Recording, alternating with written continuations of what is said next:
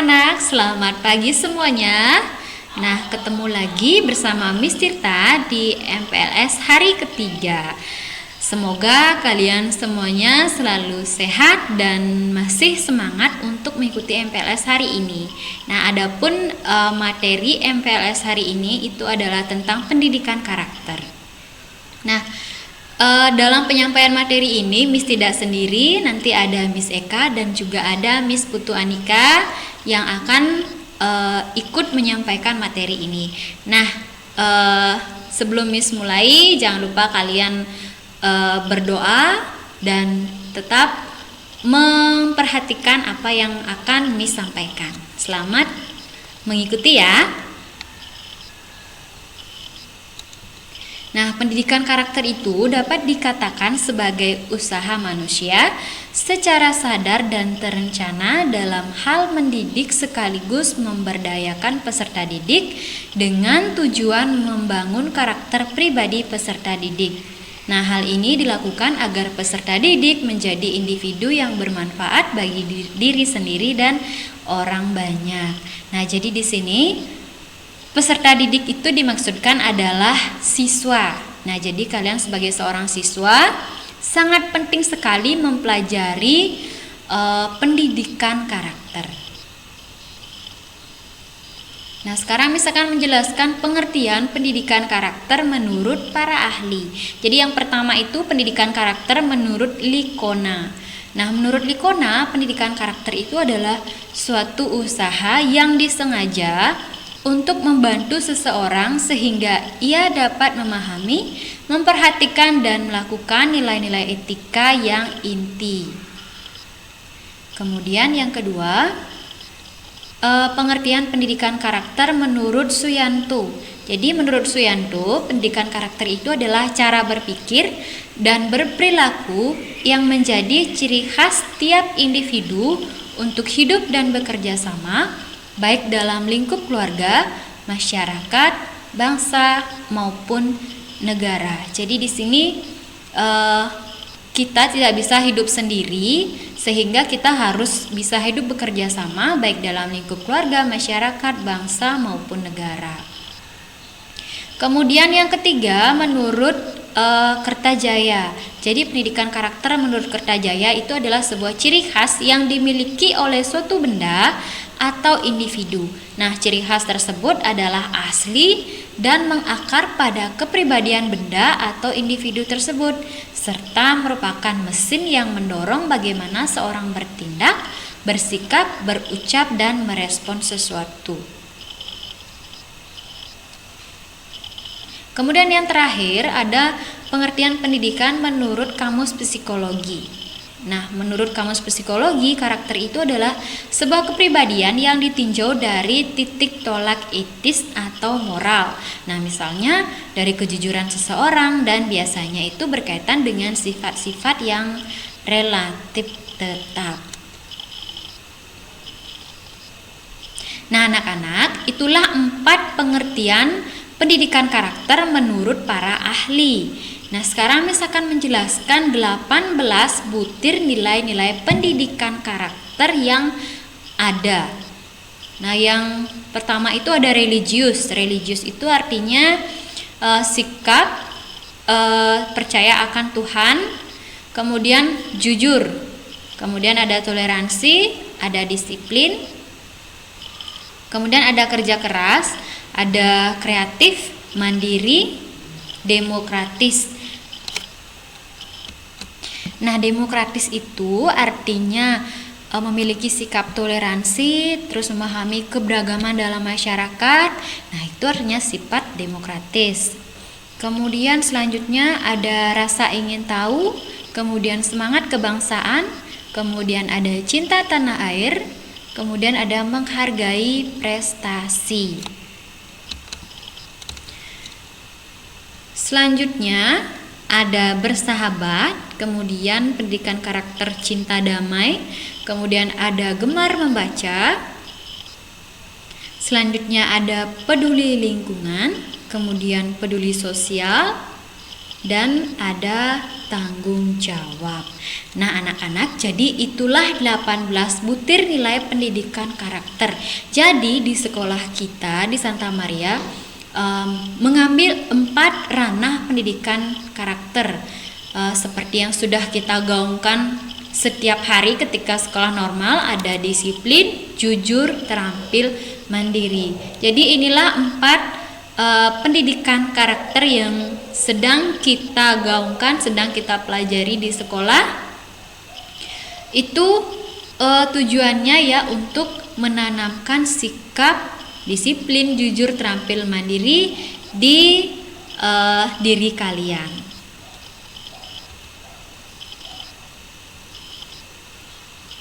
Nah, anak-anak, jadi itulah tadi pemaparan Miss tentang pengertian pendidikan karakter dan juga 18 butir pendidikan karakter. Nah, untuk materi memahami pendidikan karakter itu akan dijelaskan oleh Miss Anika. Mohon maaf jika Miss ada kesalahan, dan sekarang siapkan diri kalian untuk mendengarkan materi selanjutnya. Baik, materi selanjutnya yaitu memahami pendidikan karakter. Pendidikan karakter adalah pendidikan budi pekerti plus, yaitu yang melibatkan aspek pengetahuan atau kognitif, perasaan atau feeling, tindakan atau action. Dengan pendidikan karakter yang diterapkan secara sistematis dan berkelanjutan, seorang anak akan menjadi cerdas emosinya. Kecerdasan emosi ini adalah bekal penting untuk mempersiapkan anak menyongsong masa depan, karena seorang anak akan lebih mudah dan berhasil menghadapi segala macam tantangan kehidupan, termasuk tantangan untuk berhasil secara akademis. Kemudian,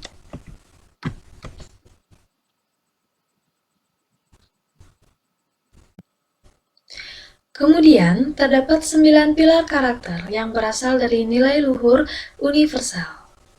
Yang pertama yaitu karakter cinta Tuhan dan segenap ciptaannya. Yang kedua, kemandirian dan tanggung jawab. Yang ketiga, kejujuran atau amanah diplomatis. Yang keempat, ada hormat dan santun. Kemudian ada yang kelima, dermawan, suka, tolong-menolong, dan gotong royong atau kerjasama. Yang keenam, percaya diri dan bekerja keras. Yang ketujuh, kepemimpinan dan keadilan. Yang kedelapan, baik dan rendah hati. Dan yang terakhir, karakter toleransi, kedamaian, dan kesatuan. Kemudian, ke-9 pilar karakter itu diajarkan secara sistematis dalam model pendidikan holistik menggunakan metode yaitu knowing the good, feeling the good, dan acting the good. Jadi, knowing the good bisa mudah diajarkan sebab pengetahuan bersifat kognitif saja.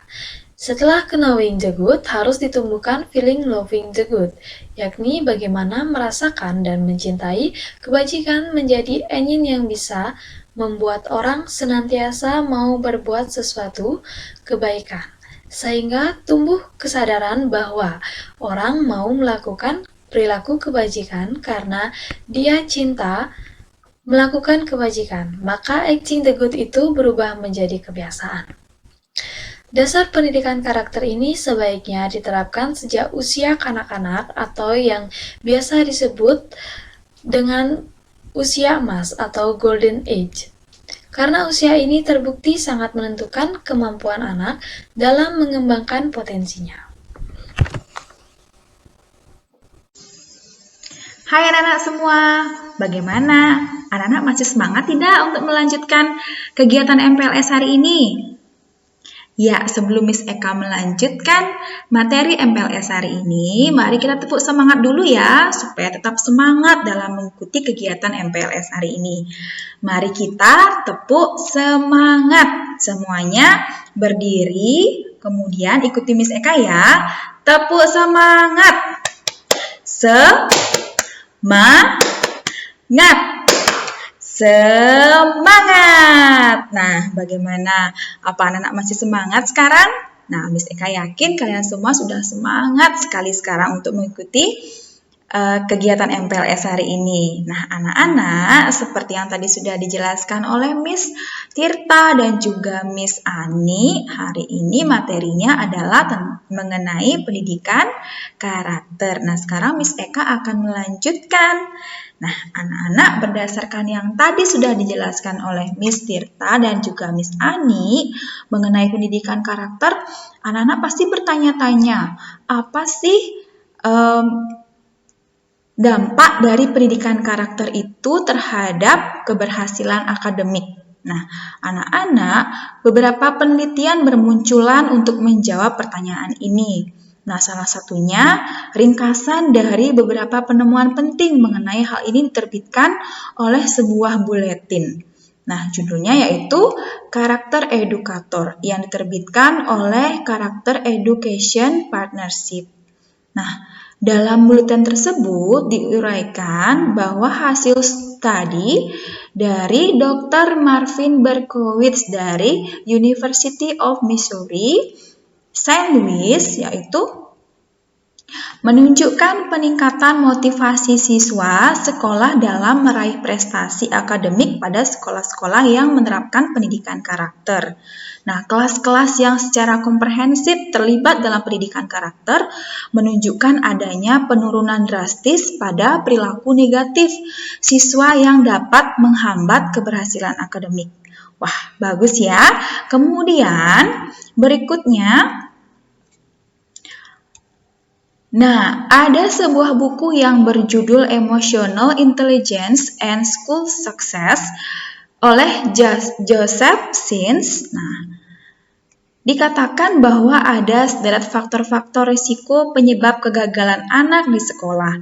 Nah, faktor-faktor risiko yang disebutkan ternyata bukan terletak pada kecerdasan otaknya, tetapi pada karakternya, yaitu rasa percaya diri, kemampuan bekerja sama, kemampuan bergaul, kemampuan berkonsentrasi, rasa empati, dan kemampuan berkomunikasi.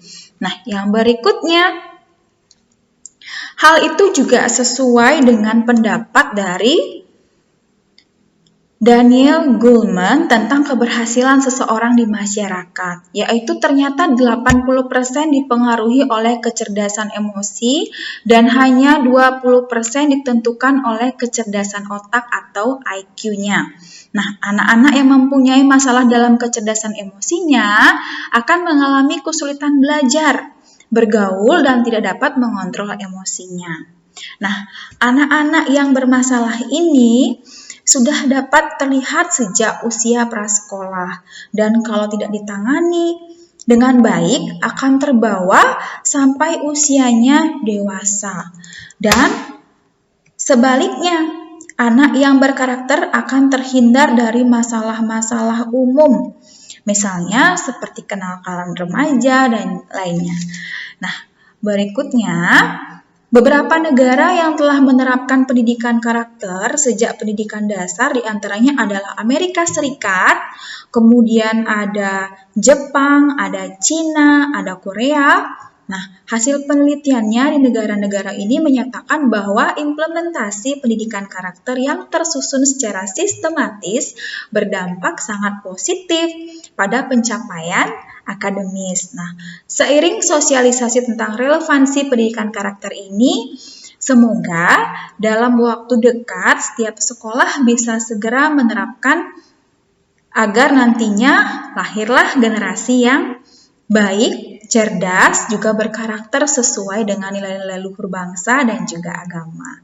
Nah, anak-anak, sekian pemaparan materi MPLS hari ini. Semoga materi MPLS yang sudah dijelaskan oleh Miss Tirta, Miss Ani, dan juga Miss Eka dapat menjadi berkat yang baik untuk kita semua.